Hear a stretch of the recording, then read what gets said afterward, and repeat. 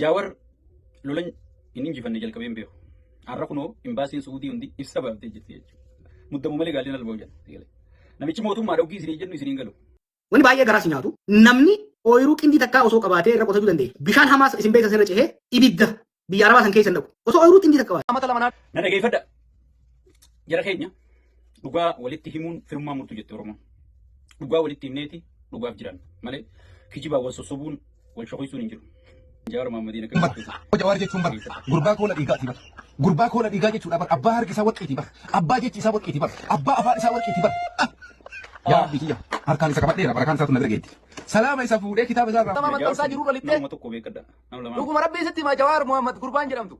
Wallahi ani rifeensa kiyya kana waggaa lama akkana maqasiin hin tuqusii jedhala. Maqasiidhaan yoo ati dhugumatti ijoollee Suudi Arabiyaa nama tokko miti nama lamaa miti namuma tokkocha ijoollee Suudii yoo ati seera dhiyeessite ani rifeensa kiyya kana.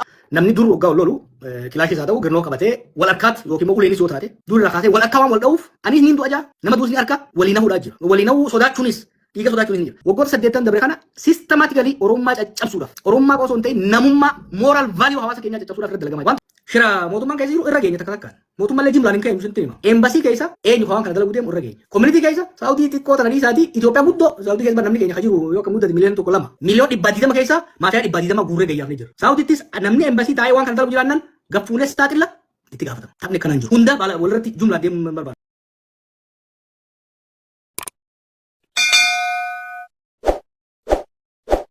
Wani baay'ee garaa si nyaatu namni ooyiruu qindii takkaa osoo qabaatee irra qotatuu danda'e. Bishaan hamaas isin beektan sirra cehee ibidda biyya arabaa san keessa hin dhaqu. Osoo ooyiruu qindii takka qabaate. Amma tokko waan nyaatu ijoolleen tuni hedduun isaanii ijoollee baratte. Hojii mootummaa ni dhaban, ooyiruu qotatan hin qaban, aayyoof abboo fuuldura dhaabatanii laaluu waan hin dandeenyeef garas baqatan.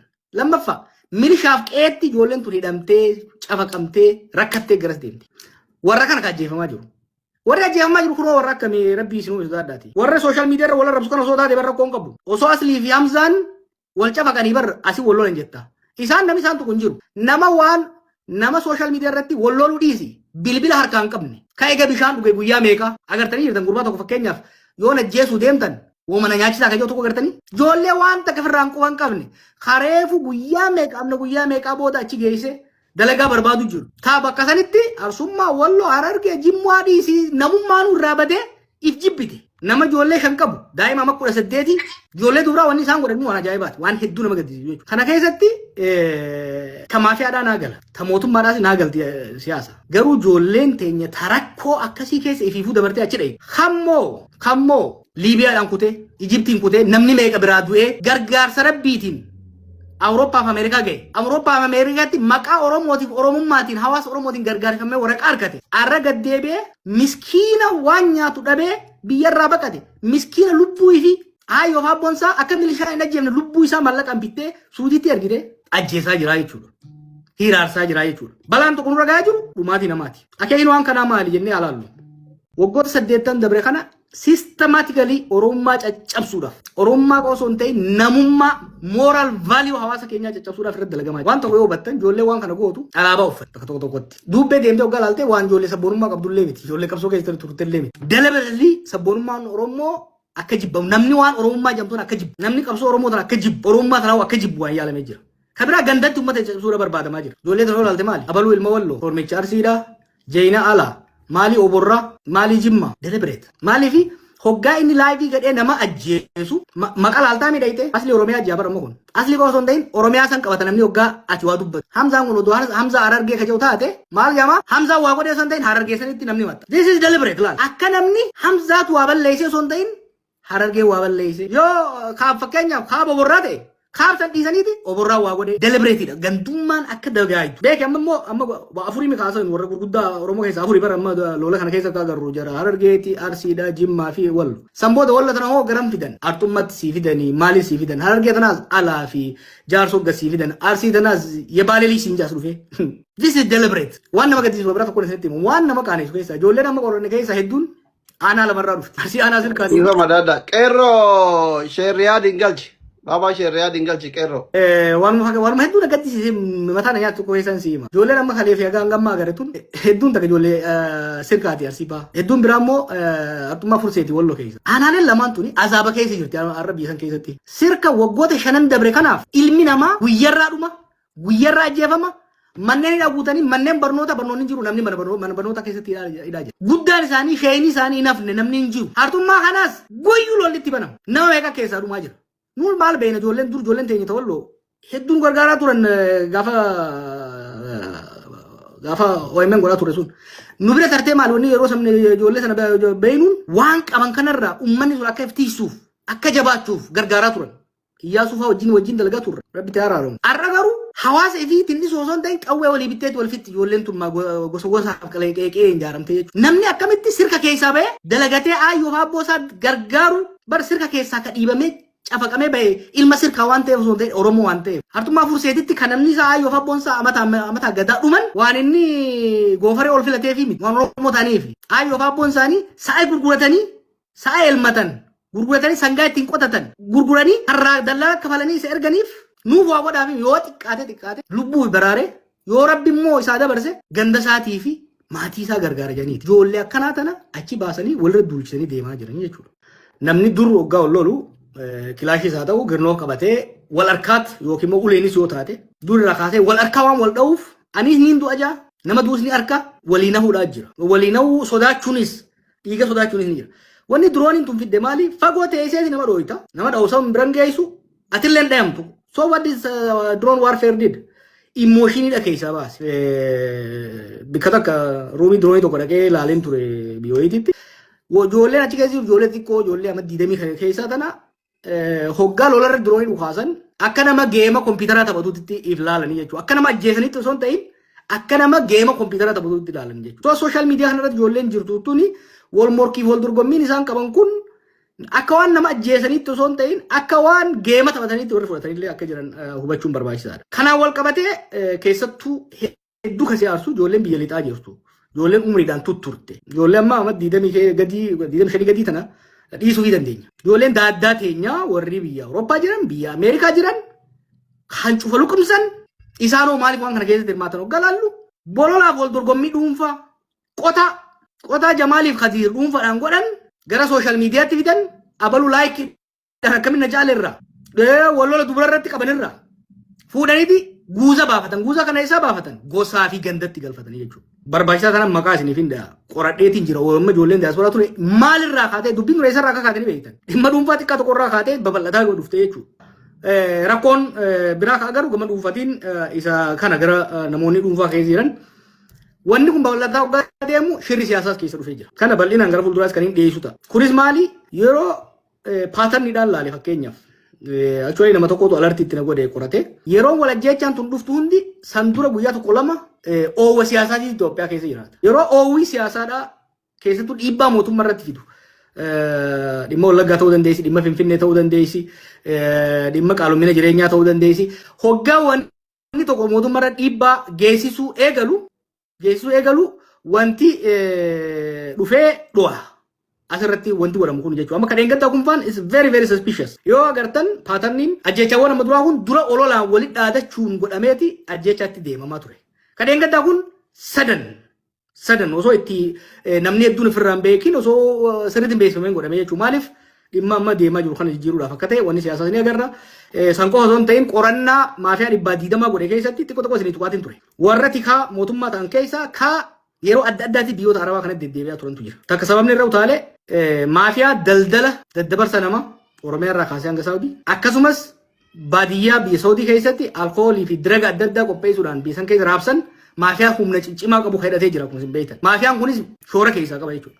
Maafiyaan tun immoo tiga biyya wajjin qabdi. Baay'ee maafiyoota kana keessa warra amma isin agarre sooshaal miidiyaa irratti mul'anne ka dur dahannatii wayyaanidhaa turan, ka dahannatii Yaman turan, ka dahannatii Soomalee turan, ka dahannatii Eertiraa turan, ka dahannatii Bilisiginaa turan daldala kana keessatti hirmaachaa jiran. Biizinasa guddaadha wanni kun. Jarri kun hoggaa qorannoon keessattuu mootummaa Saawudiidhaa irra dhiyaate san daayivartii gochuudhaaf hoggaa xiyyeeffannoon hawaasaatti dhufe daayivartii gochuudhaafis akka fayyadaman waan agarree jira jechuudha. Waliigalatti wanni deemaa jiru kun waan xaxama qabu. Lubbuu namaatiif garuu xaxamaa miti. Shira mootummaan keessa jiru irra geenya takka takkaan. mootummaan illee jimlaan hin keenyu sin tima eembasii keessa eenyu kawaan kana dalagu deemu irra geenya community keessa saawudii xiqqoo tana dhiisaati Itoophiyaa guddoo saawudii keessa namni keenya ka jiru yoo akka muddate miliyoona tokko lama miliyoon 120 keessa maafiyaa 120 guurree gayyaafne jira saawudittis namni eembasii taa'ee waan kana dalagu jiraannan gaffuulee saaxilla itti gaafatama taphni akkanaan jiru hunda baala walirratti jumlaan deemuu hin barbaadu garuu amma nama saawudii tokko dubbisaa hin ture har'a eembasiin Itoophiyaadha gaafa tokko waa'ee ijoollee ajjeefamuu kana akka ishuutti itti kaasee hin beeku. Ambaasaddarri Saawudii jiru bar bakka bu'aa keessan hojjetaa lammiilee Itoophiyaa biyya jiraniiti. Hojiin isaa nageenya keessan dantaa keessan tiisuudha waan biraan qabu bikkasanii. Hariiroo akka mootummaatti mootummaa lamaan fidu hunda caalaa garuu hariiroon nuuf Saawudiin qabu lama jaradha. Tokko daldala buna itti erganna midhaan itti erganna. Hojiin ambaasaddaraa daldala san faasileetii gochuu. Hunda caalaa immoo Saawudii irraa argannu nama ekspoortitti goona. Nageenya mirga dantaa lammiilee sanii kabachiisuun hojii ambaasaddaraati. Gaafa tokko gaana jedhamu gaafa dura jedhake guruhaan achi dhaqee afaan arabaan beeku maal godhaan jee ambaasaddarri afaan arabaan beekne maal godha biyya arabaati. Ambaasaddara jechuun barra dubbii himaa keeti kominikeeshin ofiisara keeti biyya saniif. Haga rabshaan hundi uumamtee maqaan biyyaa badu ambaasaddarrii fi hojjettoonni embaasiidhaa waan kana ishuu guddaa godhanii poolisa wajjin ta'anii koominitii wajjin ta'anii ulamaa wajjin ta'anii ijoollee kana qabanii adabuu danda'uu qaban jechuudha. Kanan goone ammas godhuu danda'uu qaban. Kun waa'ee siyaasatii miti waa'ee paartii lamaati miti. Akka lammummaatti waan godhamuu qabu jechuudha. Ka warra ammas irra deebi'e warra as keessa jirtan adda addaatiin waan adda hirmaataa akka turtan fakkeenyaaf warra haasoitan keessaa hoggaa namni ajjeefamu gasti irra warra turtanii jira amma ijoolleen keessaa naa dhufaa jira. Tatarteef afaan ulalaa'e amma booda hin dhiifnu. Kanuma wal qabatee waan ammas ni kaasee taran gad jabeessa. Rakkoon kun akka haaftu barbaaddu dubbiin kana jaarsummaadhaan maaliin du'aayiidhaan miti kana. Baalagee akka ilkee raammoyiteetti buqqaasanii dhabamsiisuudhaan ka sirreessan. Akkami goona kana. Very simple crowd sourcing. Crowd sourcing jechuun uummatatti gadi facaa'a. Amma booda namni aslii jamu tokko yoo wanjala hojjete nama jawaar jawu biratti maxxanee jira irra lafa kaa'annee asliin naa meereef. Asliis jawaaris waliif naa saatila. Abbaa yakka hojjetus nama inni bira taa'ee nama inni mallaqa erguuf nama waan godhuuf. Kanaas warra biyya alaatii waa ergu kana hanga tokko argadheetiin jira. Baay'ee waggaa eeruu fiddan callisee maxxansu maaliif jiru namaati. Eeruu waggaa fiddan dura viidiyoo isaan haasayan hanga wayyaa zamana kana ragaa fi baati namuu if waraabee jira viidiyoo isaan ilaala dura. Lammaffaa chaat guruppii waasaappi keessatti ani ni ilaala. Voisii walii dhiisan fi risiitii malleen ittiin ergame. Kana naa ergaa saaxiluu qofaa miti biyya feete maan jiraanne maan maarsi irra hin jiraanne. Karaan faranjiin amma akka itti funyaan qabdee biyya feeti si baaftu barbaadu jirti. Anaaboo kee jabbiin irra jettee jiran. Faranjii ofirraa darbuu deemuu deemu citizenshippiin kabarsi hin godhu. Baay'ee Noorwee keessa lammiilee Eertiraa lammiilee dhalattoonni Eertiraa kan lammii Noorwee ta'an akka ari'aman beeytanii. Ameerikaanis Trump ni gammada badhaasa kenna nama akkanaati yoo jennee warra akkana hojjetu. Kanarratti dhiifama walii godhuun hin jiraatu. Dhaamseen dhumaan kennu odeeffannoo naa ergaa walii ergaa garee tokko ni ijaarama. Asirratti labsinu booda akka inni hin goone garee tokko ijaarree waan reefu jenne kana eenyutu maal hojjeta. Kaja'uun maalii fi fuuldureen uummata keenyaa fi Saawud Arabiyaadhaa takka laaftutti ilaalluu miti. Diinagdeen teenyaaf ta Saawud Arabiyaadhaa wal qabattee deemti. Saawudiin dhukaafamuuf deemti akka diinagdeetti gara fuuldura. Hiree hiyyummaa bara kana keessaa bahuudhaaf biyya teenya misoomsuun dabalata hamma feetu otoo biyya teenya misoomsine lammiilee isii tana misoomsine lammiilee sana barnootaan afaaniin dandeettiin goone yoo biyyoota Arabatti ekspoort goone malee guddachuu inuma hin dandeenye. Wanni an gochuu barbaadu namni keenya karaa bishaaniitiin hanga deemurra namni deemaa akka sharaatti deemurra namni keenya biyyatti barsiifannee afaan barsiifannee ogummaa teeknikaa qabsiifnee narsii goone dooktar goone injiinar goone afaan arabaa akka bishaanitti akka dubbatu goone saawudiittis katarittis embaasii keessatti looyeroo dhaabnee fi mirgaaf dantaan isaa kabajamee fi akka jiraatutti akka ashiraatti osoo hin ta'in Filipiinoodhaan Indooneeziyaadhaan Ijiptiin walqixa dorgomee dandeettii isaatiin dorgomee akka qaxaramuu barbaannaa yeroon sa'aa hamma sa'a 48 waan kanarratti dabarsuu hin qabnu jechuudha. Kaan irratti dabarsuu qabna. Kanaaf hangasii garuu amma itti seennee jirra hamma waan kana hiddaan dhabamsiifnutti hin dhiifnu yakkamtoota kana nu ergaa warra yakkamtoota dahoo ta'us nu ergaa warra biyya alaa maqaa fooshaatiin haa taatu maqaa maaliin waan kana godhaa jiranii keessa jiranis nu ergaa tarkaanfii barbaachisaa irra fudhanna sagantaa bareedaa ture hedduu galatoomadha. Anillee kana boodaas immoo biraa tokkoon seenaa ulfaadhaa marii bareedaa ture. Rabbi nu haa milkeessu, Rabbi nagaa haa buusu. Rabbiinis akka mararaan jee Rabbiin faranjiin abbuma tattaafate wajjin dhaabate. Asham jirra jirtu kun sheek abbutaati. Mee gurbaan Oromoo iddoo lola labsee nama ilmaan Oromoo dhiiga ilmaan Oromootiin taphachiisaa ture kun duraan Jawaar Mohammadiin akka Jawaar jechuun bar gurbaa koola dhiigaati bar. Gurbaa koola dhiigaa jechuudha bar abbaa harki isaa warqiiti bar abbaa jechi isaa warqiiti bar abbaa afaan isaa warqiiti bar yaa biyya harkaan isa qabadheera barakaan isaatu na bira geeddi سلام يسافودي كتاب زار رافودي نعم الله تسينا كني أشرا قبوي هرك كي يخنا لا لك يا ربي بركة جواري كني تتانا نتي كني جوشا يا بركة جوار محمدي كني تتانا يا ربي لا كني يري هرك كي يخنا ولا لي هركم كي يخنا هرك سانك بدي خنا ولا لي يا والدي تري ربي أبا وفي فك جالت أبا وفي فك أمة اللي جالت ميلا لا جرا اوكي بويا كليسا bacha foto nama kumatama maxxansaa jirurra lixxee nama tokko beekadha nama lama dhuguma rabbii sitti ma Jawaar Muhammad gurbaan jedhamtu wallahi ani rifeensa kiyya kana waggaa lama akkana maqasiin hin tuqusii jedha la maqasiidhaan yoo ati dhugumatti ijoollee Suud Arabiyaa nama tokko miti nama lama miti nama tokkocha ijoollee Suudii yoo ati seera dhiyeessite ani rifeensa kiyya kana amata lama na dhageeffadha jara keenya dhugaa walitti himuun firummaa murtu jette Oromoon. Dhugaa walitti himneeti dhugaaf jiran malee kijibaa wal sossobuun wal shokoysuun hin jiru. Jawaar lolan hin injifanne jalqabee hin beeku. Har'a kunoo imbaasiin Suudii hundi ibsa baaftee jirti jechuudha. Muddamu malee gaalli nalba'u jedha. Namichi mootummaa dhawgii isinii jennu isiniin galu. Waan keessaan dalagamaa jiraa fi miidiyaarraan dalagamaa jira isin waa hundi siyaasaan akkaataa itti deemtu isiniin galu tanumaaniin bira kuta. Ani ilmaa baluutii, ani intalaa baluutii, ani gurbaa baluutii, ani gurbaa Harargeetii, ani intala Harargeetii, ani intala Arsiitii, ani intala Wallootii, ani ilma Wallootii. Ayichilim. Dhageeffadhu kitaabul jismii waan siinju. Bulguun gootaas gandaas gosaas hin qabdu.